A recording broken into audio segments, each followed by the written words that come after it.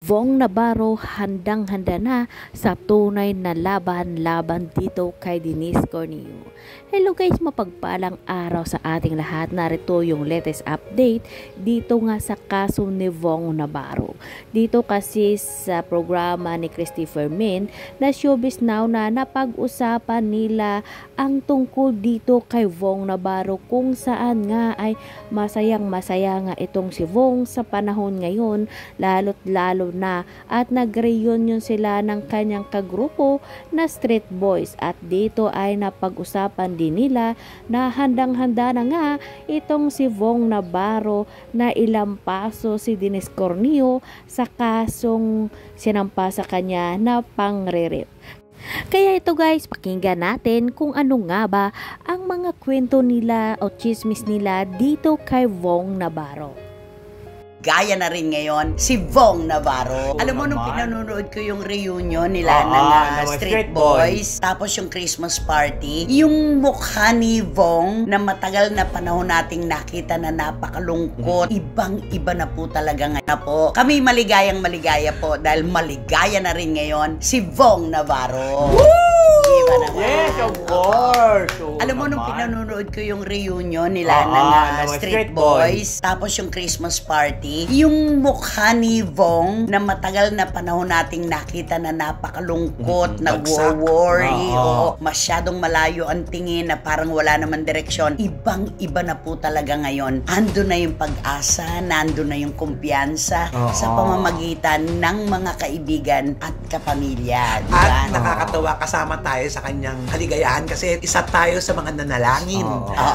Totoo yan. Kung nandun pa rin kuminsan yung para bang nakikita mo siya pag nadaan, parang nakatulala lang siya. Hindi, gano'n naman talaga eh. Kapag nanggaling ka sa isang matinding problema sa buhay mo, kahit matagal mo nang lalampasan, bumabalik at bumabalik. Ang tawag doon, trauma. Diba? Yung trauma. Very traumatic yung nangyari. Ganun ba naman kasimple yung makulong ka ng matagal-tagal ding panahon? Hindi mo na makakalimutan. Ay, syempre naman. Nakatatak na yan sa yung isipan at saka sa buhay mo. No? At sa darating na buwan po, Pebrero, handang-handa na po ang legal team po ni Vong Navarro para sa paghaharap nila ng nag-akusa sa kanya na si Denise Corneo. Sila na ngayon ang uupo para sa kanilang depensa. Diba? At syempre, sasabayan na naman natin ng panalangin. Yes, na maging maayos ang mga bagay-bagay. Ayaw po naming unahan ang magiging desisyon ng husgado tungkol sa kasong ito, acts of lasciviousness at saka rape. Pero sabi nga natin, kung paniniwalaan po natin yung mga nauna ng komento ng mga taong mas nakakaalam ng legalidad, maganda ang magiging resulta nitong laban ni Vong Navarro. Yes, of course. At kung di tayo nauuna na naman, itong buwan na ito ay babalik na siya sa Showtime. Ayan, ang ating pinakahihintay. Yan ang sabi ng kanyang abogado noon, di ba? Magpapahinga lamang siya, babawi siya sa mga panahong nawala para makasama ang kanyang pamilya at mga kaibigan, pero babalik at babalik pa rin siya sa pagtatrabaho. Yes, ayan, marami na naman siyang pasasayahin. Yun ang inaabangan talaga. Totoo yan. Okay. At syempre, gusto namin ni Romel at ng ating mga kachika, kantahan mo naman si Vong. I-welcome mo naman ang araw na ito para sa kanya. Alam niya ang title niya. Siyempre, kakantahan ko siya ng... Sikat yan kanta na yan. Sikat yan, kakantahan ko siya ng... Uno, doses, mambo, mambo. Magsaysay. Iba yun. Ano? 1, 2, 3. Iba naman yung sinunod mong kanta. Medley na naman yata yung kinakanta mo. 1, 2, 3. Dan-dan-dan-dan-dan-danan. Mambo. Kaya mo ba to? Ano ba yan? Mambo. Alam ko, mambo magsaysay. Diba yung 1, 2, 3, mambo number 5. Diba yung... Iba yung mambo number 5 sa 1, 2, 3. Alam mo, huwag mo na ipilit. Alam niya yan. Kasi ano siya di ba? Nag-host siya. Sa mga comedy bar, alam niya yan. Ibahin mo na lang yung kanta. Game. Kakanta ko na lang si Bong ng namamasyal sa Luneta. Ang layo niyan. Alam mo kung ano lang binibigay kanta sa amin. Hindi mo kami pwedeng pakainin ng pagkain ayaw namin. Okay.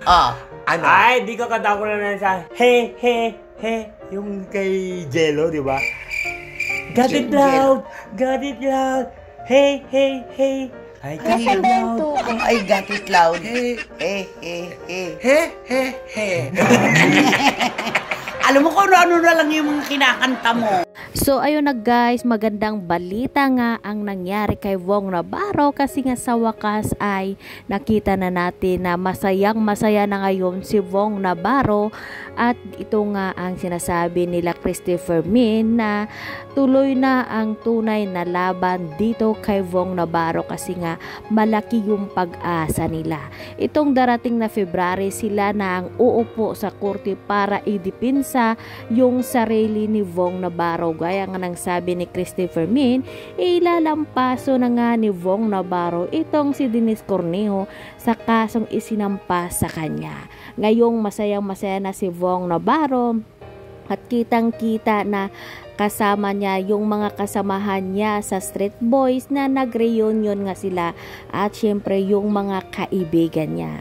At ang balita nga dito kay Christopher Min na itong buwan ay babalik na si Wong Navarro sa kanyang trabaho sa It's Showtime. Kaya marami sa ating ang masaya ngayon at kakaabangan naman natin ang pagbabalik ni Wong Navarro kasi nga makikita natin sa It's Showtime na pag wala si Wong Navarro parang hindi kumpleto ang barkada nila. Ito na naman ngayon ang time na magpapasayang muli itong si Wong Navarro sa mga taong bayan o sa madlang people.